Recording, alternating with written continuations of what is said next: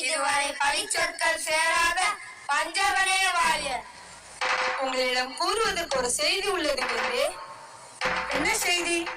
வேந்தே, தங்களை காண ரவுத்திரப்படும் பெண் ஒருத்தி நம் அரண்மனை வாசல் நிற்கின்றாள். அவள் பார்ப்பதற்கு காளி போன்று இருக்கின்றாள். நான் காளி அல்ல. துர்க்கை போன்று நிற்கின்றாள். ஆனால் துர்க்கையும் அல்ல. பிடாரி போல் கோபம் பொங்கி நிற்கின்றாள். ஆனால் பிடாரியும் அல்ல. யார் அந்த பெண்? உடனே அழைத்து வருக. நீரழகன் கண்களுடைய முன்னேற்கும் யார்?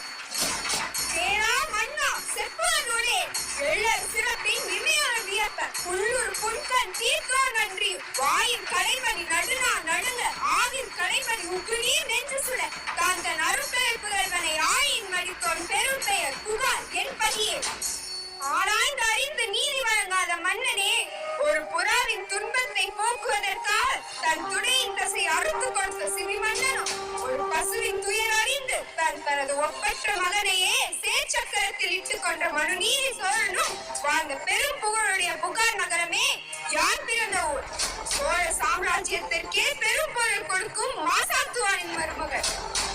விளைகின்ற 3 கடல் சூழ்ந்திருக்கும் தென்னகத்தில் மூவரசு கொட்டி உச்சங்கம் வளர்த்து முக்கொடியின் நிழலிலேயே முத்தமிழை காப்பாற்றும் மூவேந்தன் பரம்பரையின் பெருமைகளை ஊழியாக்க முடிபுரிந்த மன்னவனே, உனது கொடுங்கோல் அளித்த அவசர தீர்ப்பிற்கு ஆளாகி குளிர்ந்த கோவிலின் மனைவி கண்ணனே நான் என்பதையும் அழிந்திடுக அரசு.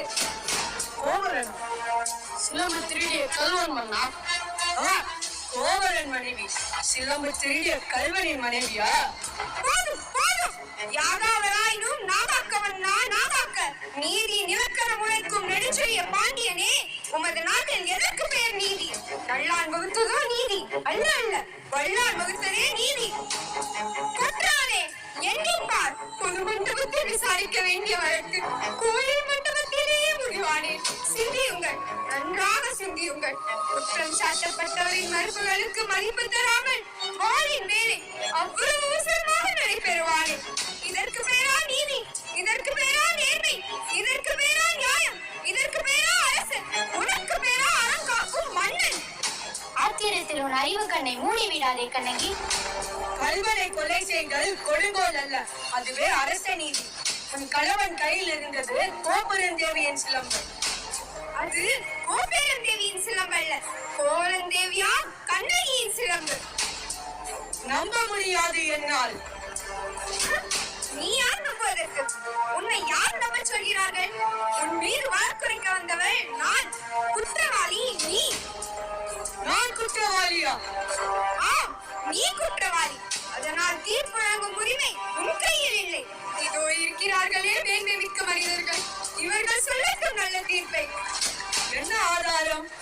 இதோ இந்த சிலம்பு.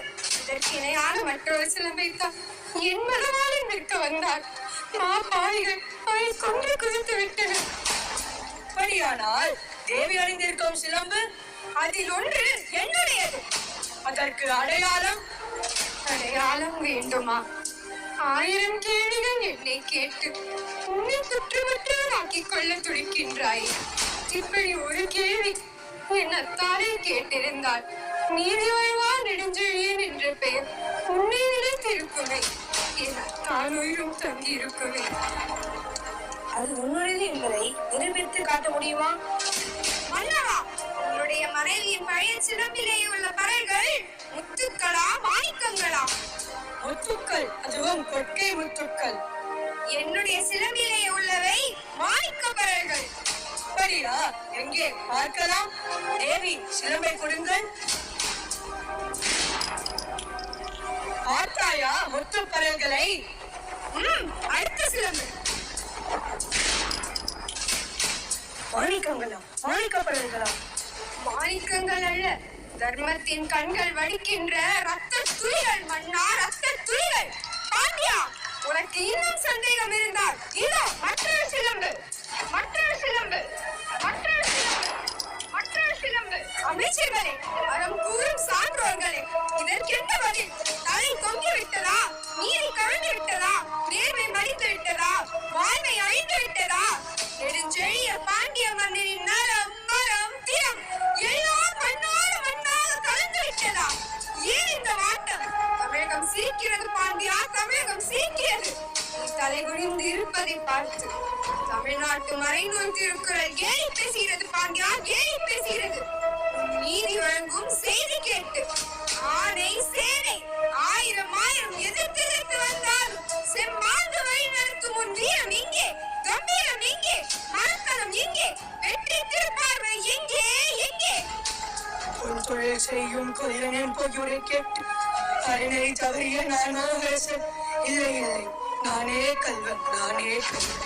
அறம் தவறாத குடிமக்களை காக்கும் என் ஆட்சி என்று பிழை செய்தது. என் வாழ்நாள் வழியட்டும், என் ஆயுள் முடியட்டும். அரசே, அரசே! சாய்ந்த வெண்பற்ற குடையை உயிர் கொடுத்து நிமிர்த்து விட்டீர்கள். இனி என் உயிர் தங்காது, என் உயிர் தங்காது.